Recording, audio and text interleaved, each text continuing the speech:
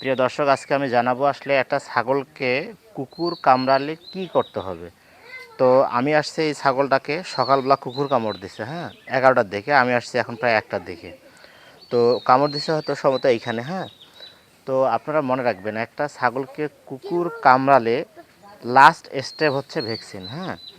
তো আমাকে প্রথম স্টেপে কি করতে হবে, যদি কুকুর, বিজি বা শেয়াল টেয়াল কখনো কোনো পশুকে কামড় দেয়, তাহলে আপনারা যে কাজটা করবেন প্রথমত হচ্ছে কি, আপনাদের হাতে ভালো করে একটা পলিথিন, যে পলিথিনটা আপনাদের ছেঁড়া নাই সেই পলিথিন মেখে নেবেন, মানে বেঁধে নেবেন। নেওয়ার পর এই পলিথিন দিয়ে আপনি পানি, মানে একটা পানি ঢেলে, যে ক্ষার জাতীয় সাবান, যে বল সাবান, চাকা সাবান, যে সাবানগুলো আছে, এই সাবানগুলো দিয়ে ঘষবেন। আর কি পানি দেবেন, মিনিমাম 10 থেকে 15 মিনিট যদি আপনি ধুয়ে ফেলান, তাহলে আপনার যে রেবিসের যে আছে, জীবাণুটা আছে, মোটামুটি কি 70% ধ্বংস হয়ে যাবে। তারপর আপনারা ভ্যাকসিন দেবেন।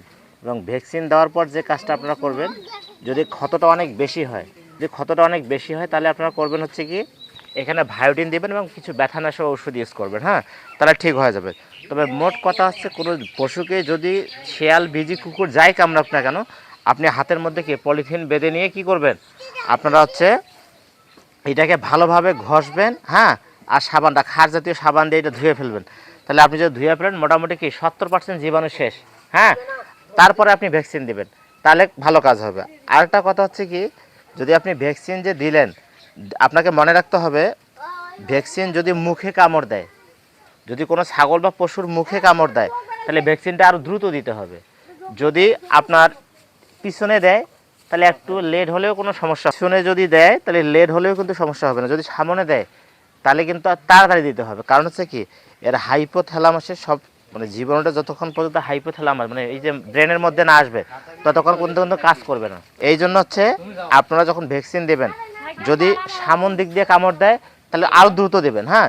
পিছন দিক দিয়ে দিলে একটু লেট হলেও সমস্যা নেই, মানে 24 ঘন্টার আগে অবশ্যই দিতে হবে, এবং 12 ঘন্টা অবশ্যই পার করানো যাবে না, হ্যাঁ।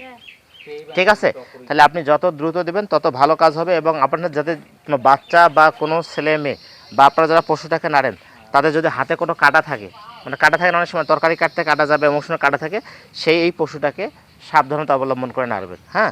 তাহলে নাহলে কিন্তু কি, এটা ছড়ায় মূলত কি, ওই ব্লাডের মাধ্যমে, হ্যাঁ। যে কাটা যাবে, সে কাটা যাবে, যে কাটার জায়গাটাতে মাধ্যমে ছড়া যাবে, হ্যাঁ। এই জন্য আপনারা এই কাজটা মনে রাখবেন। এই কাজগুলো যদি আপনারা করেন, নিয়মিত করেন, তাহলে আপনার জীবনে ধ্বংস হয়ে যাবে না। তাহলে আপনি এখন দ্রুত ধুয়ে দেবেন, ওই সাবান দিয়ে ধুয়ে দেবেন, দেখবেন যে অনেকটা জীবাণু মারা যাবে। তাহলে মনে রাখবেন, হ্যাঁ।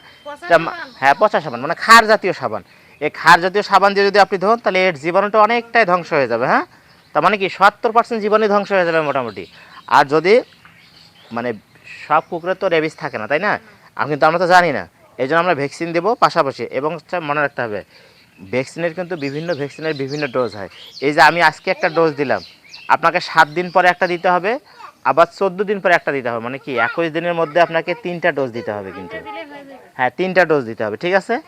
তাহলে আজকে দিলাম, 7 দিন পরে একটা দিবেন, ঠিক 21 দিনের মাথায় আর একটা দিবেন, ঠিক আছে।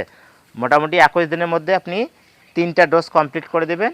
এবং হচ্ছে ভ্যাকসিন যেটা ভেবে ক্যারিয়ার করা লাগে, সাবধানতা অবলম্বন করে দিবেন। মোটামুটি আপনাদের পশু ইনশাল্লাহ কোনো ক্ষতির সম্মুখীন হবে না। ধন্যবাদ সবাইকে, হ্যাঁ। ওকে।